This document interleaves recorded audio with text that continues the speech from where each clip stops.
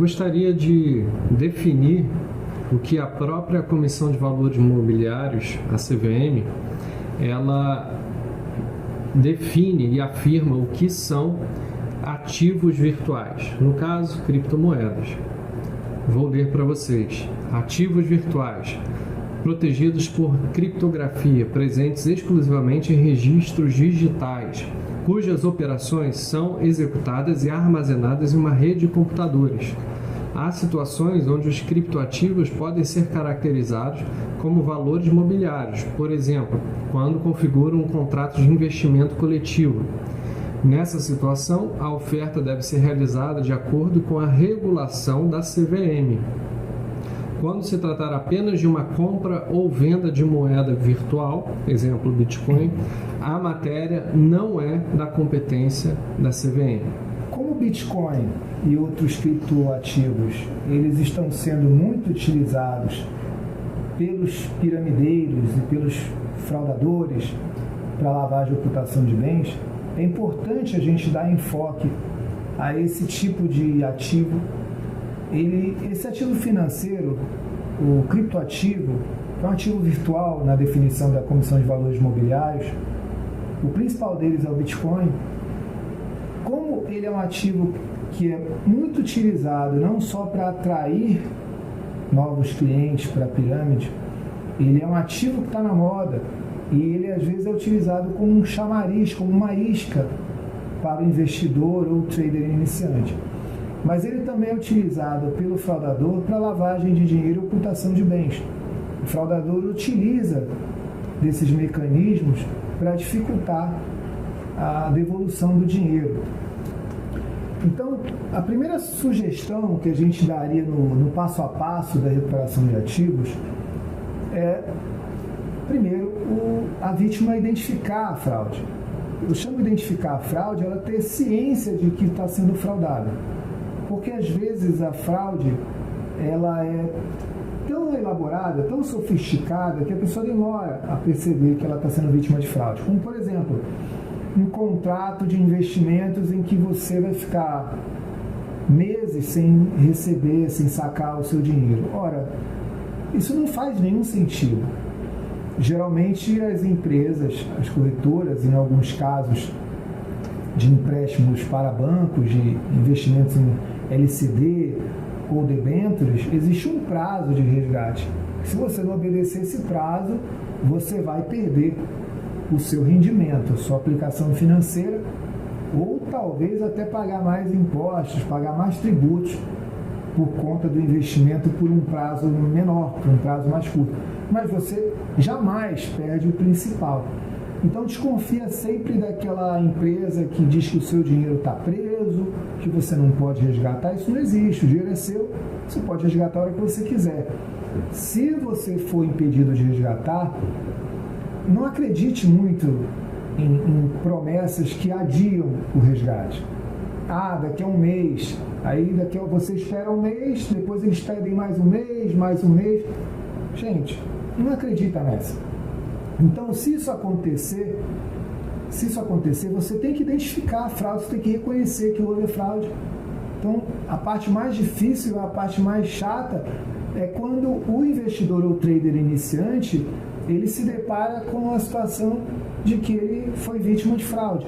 Ele imaginava estar fazendo um investimento seguro, ele imaginava, inclusive, que ia ter um lucro formidável resultado daquele investimento e, na verdade, ele foi vítima de um golpe.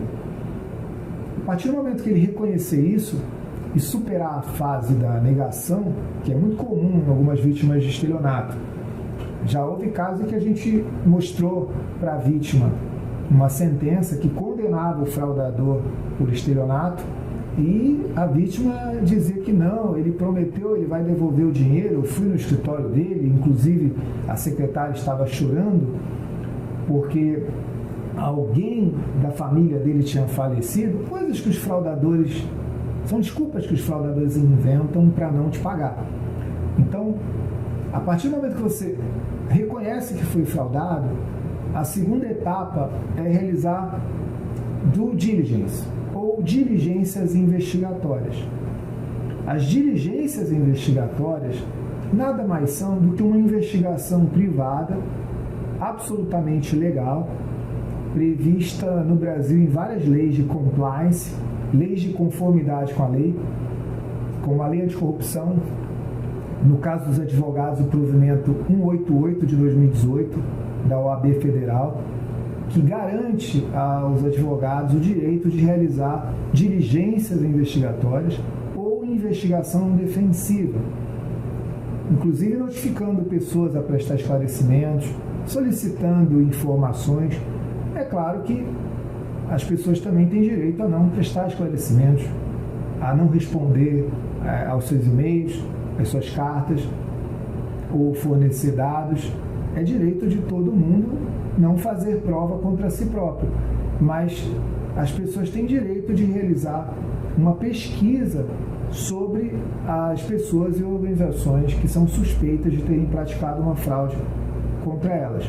Então, a primeira coisa que a gente recomenda, o passo fundamental para a recuperação de ativos, é a realização de diligências investigatórias. São essas diligências que vão te mostrar o que está acontecendo, com quem você está lidando.